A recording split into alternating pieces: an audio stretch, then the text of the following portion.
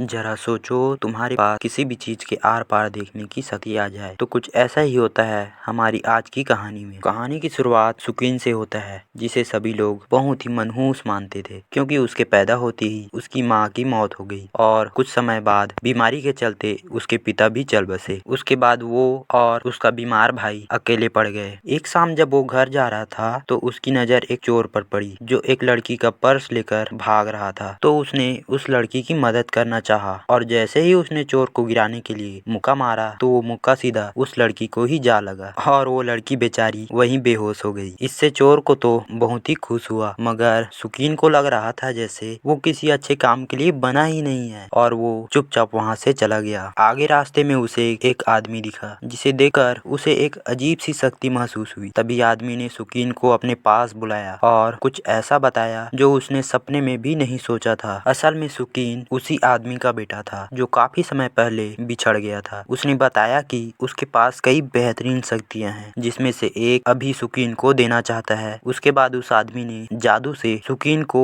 वो ताकत दी जिसका नाम था सुनहरी आंखें। उसने बताया कि ये समय के साथ और भी बढ़ती जाएगी और सुकीन को इसका इस्तेमाल अच्छे कामों के लिए करना होगा। सुकीन वहीं अब बेहोश हो जाता है और सुबह उसकी आंख खुलती है तो वो सड़क पर पड़ा हुआ था। दूसरी तरफ रॉक स्टैम्प की नीलामी शुरू होने वाली थी। तभी एक लड़की असली स्टैम्प को नकली स्टैम्प से बदल देती है और असली स्टैम्प को एक किताब में रखकर एक टेबल के नीचे चिपका देती है ताकि वो उसे बाद में ले जा सके। मगर उसके आने से पहले ही वो किताब गिर जाती है जिसे एक आदमी कूड़े में डाल देता है। किसी तरह वो किताब जैकिन की दुकान में पहुंचती है जो सुकीन का ही दोस्त है। सुकीन अनजाने में जैकिन से वही किताब ले लेता है। सुकीन अब घर आकर अपनी भाभी के साथ खाना खा रहा था तो उसकी भाभी कुछ परेशान थी। असल में उसकी भाभी घर का सारा खर्चा उठा रही थी, उसके भाई की दवाइयों से लेकर सुकीन की पढ़ाई सबका। सुकीन समझ गया कि उसे अब जॉब करनी पड़ेगी मगर उसकी भाभी ने उसे सिर्फ पढ़ाई पर ध्यान देने को कहा। सुकीन अब अपने कमरे में आ गया जहां उसे पहली बार अपनी शक्तियों का एहसास हुआ। असल में वो अब चीज़ों के आर पार देख सकता था। तभी उसे वो स्टैम्प दिखता है जिसकी कीमत का उसे कोई अंदाजा नहीं था, इसलिए वो तुरंत इसे लेकर जैकिन के पास पहुंचा। अब वो दोनों मिलकर टेंगू नाम के एक कलेक्टर के पास गए। सुकीन के पास वो स्टैम्प देखकर टेंगू काफी हैरान था क्योंकि कुछ दिन पहले ही वो स्टैम्प उसने खरीदी थी। उसने उस स्टैम्प की एक एक्सपर्ट से जांच कराई जिसमें स्टैम्प एकदम असली निकला। टेंगू ने जब इन लोगों से इसका रेट पूछा तो दोनों ने 4 लाख बता दिया। अपने हाथ में इतने सारे पैसे देखकर सुकीन काफी ज्यादा खुश था। सुकीन ने बताया कि वो स्टैम्प उसे एक किताब में मिली तो टेंगू ने कहा कि तुम काफी किस्मत वाले हो और उसे एक स्टोन गैम्बलिंग में साथ चलने को भी कहा। मगर सुकीन इसके लिए तैयार नहीं था। उधर हॉस्पिटल में डॉक्टर उसकी भाभी को पैसे जमा करने के लिए बोल रहे थे जिसे जमा करने में उसकी भाभी को और भी समय चाहिए था मगर डॉक्टर इसके लिए बिल्कुल भी तैयार नहीं था। तभी सुकीन वहां आया और सारे पैसे डॉक्टर के सामने रख दिए मगर डॉक्टर ने कहा 6 लाख अभी भी कम है भाई, जिसे सुनकर टेंगू के बताए हुए कॉन्टेस्ट की याद आ जाती है। उसने बाकी पैसों के लिए टेंगू के साथ जाने का फैसला किया। अब वो लोग टैंग से मिले। खाना खाने के बाद सुकीन बाथरूम करने के लिए गया जहां उसकी मुलाकात उसी लड़की से हो गई जिसने उसने मुक्का मारा था। सुकीन अब उसे माफ़ी मांगने लगता है। उसका नाम लुईन था।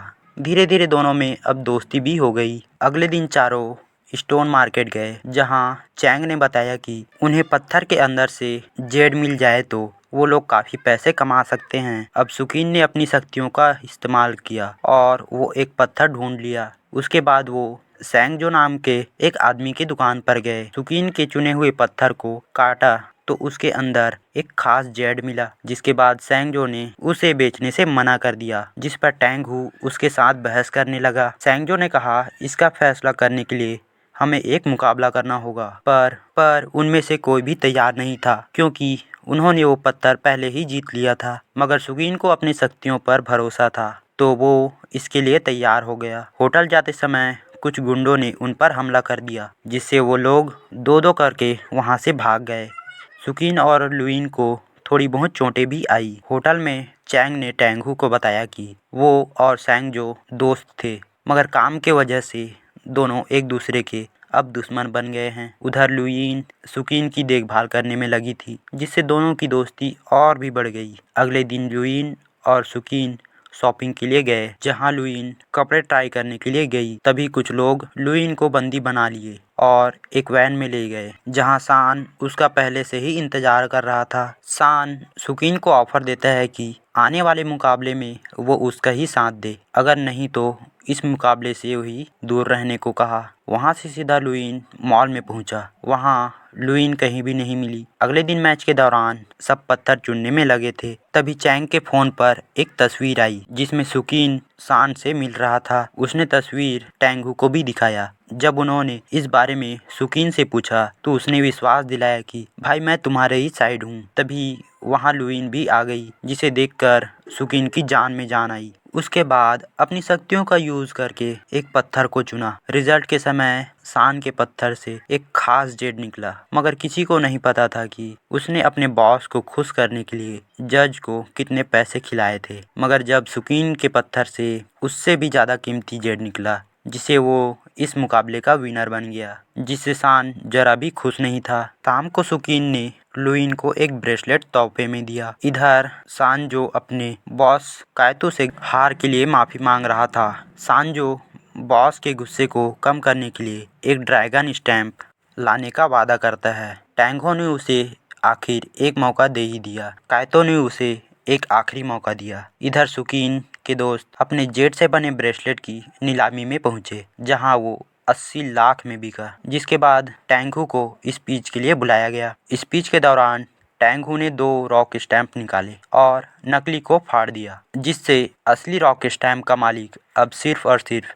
टैंग है। इसके बाद सभी सक्सेस पार्टी करने गए, जहां बाथरूम से ही कुछ लोग टैंग को किडनैप कर लेते हैं। इसके बाद सुकीन को कायतू का फोन आता है, जिसमें टैंग को छोड़ने के लिए असली रॉक स्टैम्प की मांग की। सान जो कायतो के पास अपनी गलती के लिए माफी मांगने आया था, उसने बताया कि असल में रॉक स्टैम्प के अंदर खजाने का नक्शा बना है। कायतो सान को गले लगाया जैसे शाबाशी दे रहा हो, मगर वो सान को चाकू मार देता है। इधर सुकीन और उसके साथी टैंग को बचाने कायतो के अड्डे में घुस गए। कुछ गुंडों का सामना करके टैंगू के पास पहुंचे, मगर टैंगू टाइम बम के साथ एक पिंजरे में बंद था। सुकीन ने अपनी शक्तियों से बम को रोकने की कोशिश की, मगर वो अभी इतना काबिल नहीं बना था। तभी कायतो भी वहां आ गया और बंदूक तान दिया और सुकीन से वो स्टैम्प मांगने लगा। तभी लुईन ने ब्रेसलेट निकालकर उसकी तरफ फेंक दिया, जिसका फायदा उठाकर चैंग और सुकीन ने कायतो पर काबू पा लिया। कुछ दिनों बाद सुकीन के सपने में वही आदमी आया, जिसने इस बार उसे दूसरी जादुई शक्ति दी, जिसकी मदद से वो बीते हुए कल को देख सकता है। अगर वीडियो पसंद आए तो वीडियो को एक लाइक और शेयर कर देना, और हाँ, चैनल में अगर नए हो तो चैनल को सब्सक्राइब कर देना।